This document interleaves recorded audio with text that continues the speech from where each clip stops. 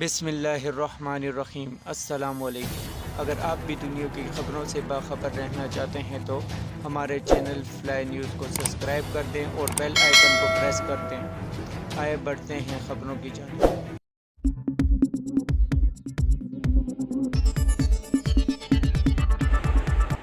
پاکستان میں آج 75ویں جشن آزادی ملی جوش و جذبے کے ساتھ منایا جا رہا ہے۔ دن کے آغاز پر 21 توپوں کی سلامی دی گئی۔ اس موقع پر فضا نعرہ تکبیر سے گونج اٹھی۔ نماز فجر میں ملکی ترقی، یکجہتی، امن اور خوشحالی کے لیے خصوصی دعائیں کی گئی۔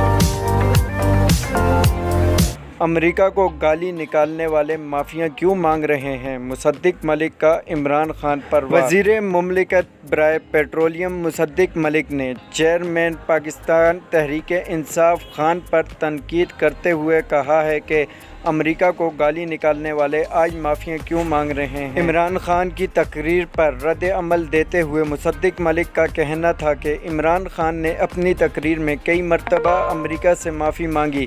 عمران خان نے کہا ہے کہ وہ امریکہ کے ساتھ ہیں، اس سے دشمنی نہیں چاہتے۔ کیا چاہتے ہو؟ مصدق ملک کا کہنا تھا کہ بار بار امریکہ کا ذکر کیوں کرتے ہو؟ امریکہ سے اتنی دشمنی ہے تو لابس کس چیز کے لیے مقرر کیے ہیں؟ ان کا کہنا تھا کہ پی ٹی آئی نے امریکہ میں جس لابنگ فارم کی خدمات لی وہ پاکستان کی نیوکلیئر ٹیکنالوجی کی مخالف ہے۔ عمران خان نے 7.5 کروڑ روپے کا لابس کیوں رکھا ہے؟ کیا لابس امریکہ میں یہ کہے گا کہ عمران خان کو آزاد کر دو؟ مصدق ملک نے مزید کہا، روسی سفیر نے بتایا پیوٹن سے عمران خان کی تیل سے متعلق کوئی بات نہیں ہوئی۔ عمران خان جلسہ ضرور کریں، لوگوں کو بغاوت پر نہ اکسائیں۔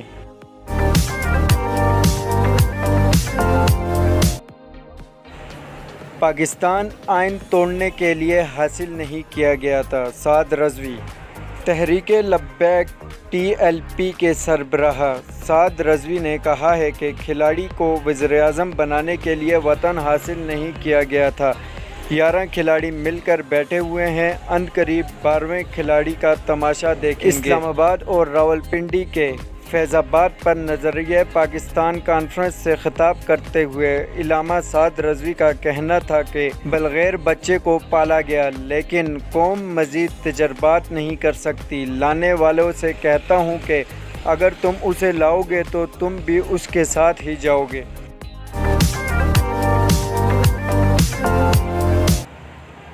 زرداری اور نواز شریف کے لیے پاکستان کی زمین تنگ ہوتی جا رہی ہے، شیخ رشید۔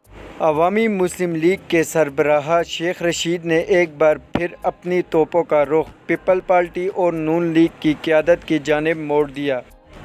لال حویلی پر جلسے سے خطاب کرتے ہوئے شیخ رشید کا کہنا تھا کہ آصف علی زرداری اور نواز شریف کے لیے پاکستان کی زمین تنگ ہوتی جا رہی ہے۔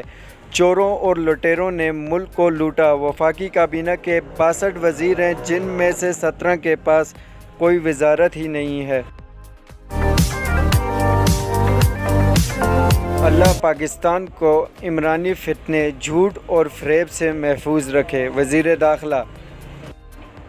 داخلہ رانا ثناءاللہ کا کہنا ہے کہ عمران خان کے پاس پچھلے 26 سال سے ایک ہی اسکرپٹ ہے۔ وزیر داخلہ رانا ثناءاللہ نے عمران خان اور پرویز الہی کے گزشتہ روز کے خطاب پر رد عمل دیتے ہوئے کہا ہے کہ دعا ہے اس جھوٹ، فریب، گمراہی اور عمرانی فتنے سے اللہ تعالیٰ وطن عزیز کو محفوظ رکھے۔ انہوں نے کہا کہ ہماری حکومت عوام کو تاریخی ریلیف دے گی۔ عمران خان کے ہاتھوں 4 سالہ معاشی تباہی اور بدحالی سے قوم کو نجات دلائیں گے۔ واضح رہے کہ لاہور میں پی ٹی آئی کے جلسے سے خطاب میں وزیر اعلیٰ پنجاب چودھری پرویز الہی نے کہا تھا کہ 25 مئی کو زیادتی کرنے والوں سے بدلہ لینے تک چین سے نہیں بیٹھیں گے۔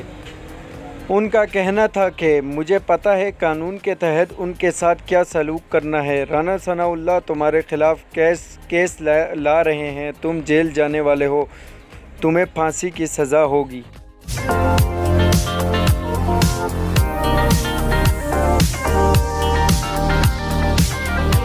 پاک بھارت ٹاکرا کون جیتے گا؟ رکی پونٹنگ کی پیشگوئی۔